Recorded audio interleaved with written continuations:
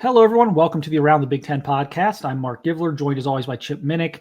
We are continuing our 2025 schedule analysis of all 18 Big Ten teams. We have gone through 4 of them. Please check out the channel, and I'll make a playlist on the channel as well that you can check if you want to just watch them all in order or binge watch them. So we're on team number 5 now. We are on Minnesota. This is a team that I've kind of been a little bit high on this offseason and kind of talked up a little bit. I think Chip's been fairly positive, optimistic about them as well. We're going to dive into their schedule here in a minute. But first, Chip, we just kind of had 2 very different looks. We looked at Wisconsin the other day, brutal schedule. Then we looked at Illinois, easy schedule. How much of the new 18-team format is causing, there are some vast gaps from one schedule to the next. How do you feel about that as in this playoff era? Well, for one thing, I think it's certainly exposing a lot more challenges, I think, for the conference throughout. And what I mean by that is, and I'm just going to look at it from the traditional East Division, West Division, and without singling out any particular team. I think how it used to be is that, all right, when you knew if you were in, I don't care if you were in the West Division, okay, you knew that you were going to be playing against each of those other teams every year, regardless whether it's, if we're talking this is the year that you're home or on the road. And then you knew you only had a certain amount of crossover games against, in this case, the East Division. Well, that's all gone. Now it's okay. You might get some of your, and again, let's not ignore the fact that, the Big Ten had so many teams with protected rivalries. And I realize we're talking about about Minnesota, but Iowa has 3 and, Penn State had 0, that kind of thing. If in the case of Minnesota, yeah, they still get to play against their traditional Big Ten rivals. Iowa, they still get to play against Wisconsin, but it's okay, they don't get necessarily, the perceived everyone being the worst teams. They still have to play against, I'm just going to say, either the luck or the unluck of the draw, as it depends on how the Big Ten schedule was formulated. Yeah. So let's take a look here. Okay. First thoughts, Chip, as you look at this, very challenging road slate, right? Yes. But not so much on the home slate. Right. I like the fact that in Buffalo is a solid MAC program, but let's face it, I think this is kind of the traditional PJ Fleck first game of the season. Let's open up at home against a team that we should be able to beat. I think that they'll beat Northwestern State, and this is not meant with any disrespect towards Devin Brown, who's now a quarterback out at Cal, a former Ohio State player. I think Minnesota will be able to handle themselves well on the road at Cal. So even though that's a late kickoff for Minnesota, I think that Minnesota should be well prepared there. So best case scenario, right there, they're 3-0 going into the Big Ten, the meat of the Big Ten schedule. But yeah, like you said, Mark, the fact that they play Rutgers at home, they play Purdue at home, Nebraska at home, and then Michigan State, the fact that those 5 games right there, the fact I'd be surprised if they weren't a favorite in all of those games that they're going to be getting those Big Ten opponents at home. Yeah, no question. You get Ohio State and Iowa and Oregon on the road. That's kind of brutal. But then Northwestern on the road is certainly manageable. Cal on the road is certainly manageable. And then you get I could see a scenario where they run the table at home. And if they do that, they are, boy, if you can get an upset in there, if you can, even if it's not Ohio State or Oregon, if it's Iowa, which, may or may not even be an upset, that may be more of a toss up. All of a sudden it's is this a 10-win team? Could they make the playoffs? Insert Jim Mora playoffs It could be. It very well could be. I think, the fact that, like you said, going on the road at Iowa, this is a grudge match, and for all of the all of the people that like to say, like, just throw out the records. I mean, this Iowa Minnesota rivalry, it's longstanding, so I wouldn't call it necessarily an upset if Minnesota were to go on the road to Kinnick and pull out the win. And like you said, I mean, if all of a sudden they've performed extremely well, with the exception of, like you said, going on the road against Ohio State, and then the fact that that they will also at the end of the season, go out to Outson to play Oregon. I think now you're talking about a possible playoff team. I mean, like, the fact that if they can run the table at home and do well in their non-conference, I think that they're a viable playoff contender. I should have researched this beforehand. I wonder what their odds, what odds you could get on Minnesota making the playoffs this year. Like, what would like a $100 bet on Minnesota to make the playoff this year return? I bet it would return a few $1,000s. That's not a bad. I'm not advocating how people. I've done worse things for $100. I've made worse purchases with $100 than a lottery ticket on Minnesota winning 10 games and making the playoffs this year. Now that you mention it, it's one of these things where PJ. I mentioned this about, like, Brett Bielema. He's not everyone's cup of tea. PJ Fleck is, he's in the same category for different reasons. I think, like, some people just think, okay, he can't possibly be that, like, on all the time, and maybe he is. But getting back to it is, I think his teams, like Bielema, I mean, like, they make no bones about, like, they're gonna want to run the ball. They're gonna play a physical style. They had Penn State on the ropes last year, so let's not try to sugarcoat the fact that, okay, Minnesota, they're not necessarily flashy. I mean, there was some. I still think Michigan would have won the game, but there was some controversial officiating at the end of that. And hey, when they go into Ohio Stadium, because I've been there, it was not one of Urban Meyer's better teams. It was actually the week prior to Ohio State going on the road and losing at Purdue.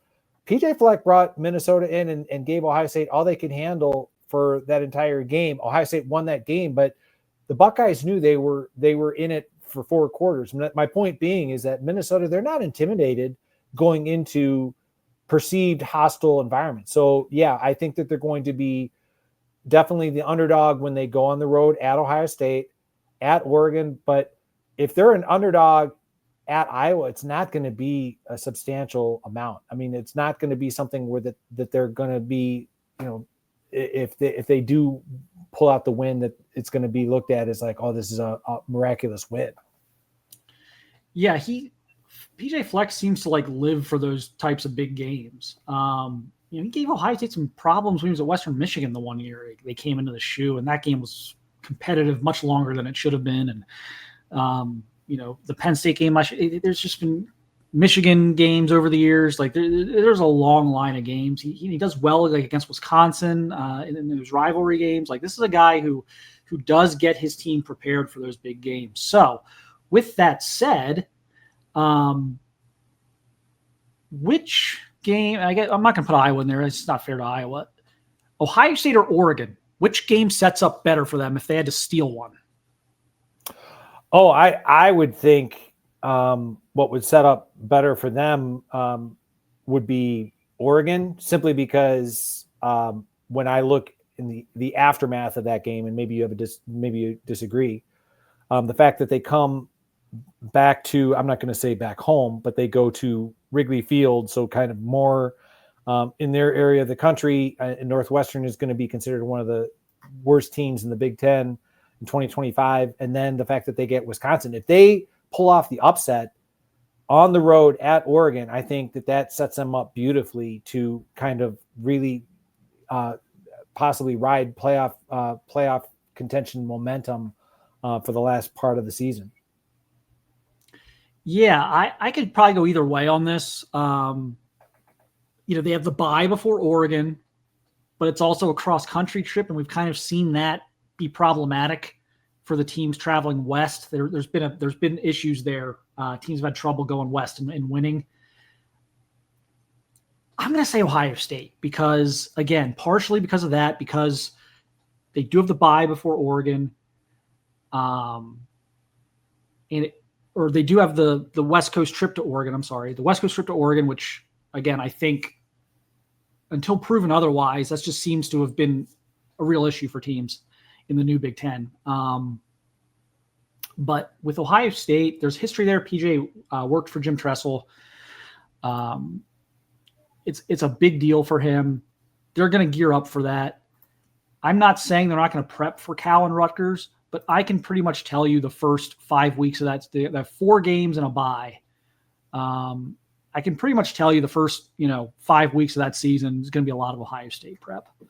And you're going to get Ohio State not super early in the year, but you're going to get them coming off a road trip out to Washington. It's going to be their first road game of the season. They're going to go all the way out to Washington. They're going to have to fly back, and then they've got more good games coming up after Minnesota. I think they have at Illinois the next week. So Minnesota's sandwiched in there. So and Julian's saying very high on his talent. Also think he's going to have a game or two as a first-year starter where it's not going to click. So maybe they can frustrate a young quarterback. I would give them a slightly better chance against Ohio State, but those are definitely going to be the 2 biggest games on their schedule, and they may not have to win either one of them. I mean, there may be a path for them to just go 10-2 and lose those 2 games, but if they can if they somehow beat one of those teams, they become a very well-positioned potential playoff team. And there's going to be an Indiana this year, right? Almost certainly, right? There's going to be another team in the Big Ten. Very likely. I mean, who knows? Maybe it just ends up being Ohio State and Penn State and Oregon and Michigan. And maybe it's just a blue blood fest or whatever. But you got to think with some of the schedules set up the way they are with Illinois and Minnesota and some of the other, don't you think there's going to be a repeat of that next year where it's some surprise team's going to win 10, 11 games and get in? Oh, absolutely. And the fact that you just mentioned Illinois, look on that schedule. Illinois doesn't play Minnesota. You know what I mean? So it sets up so nicely for both of those teams. I know we talked about Illinois in a previous episode, but I think Minnesota, they're so well positioned. Like you said earlier, I think their home schedule, their non-conference, it just has them well positioned to be one of those sneaky teams that gets themselves into the college football playoff discussion. Yep, no question. So yeah, I'm kind of buying Minnesota stock right now.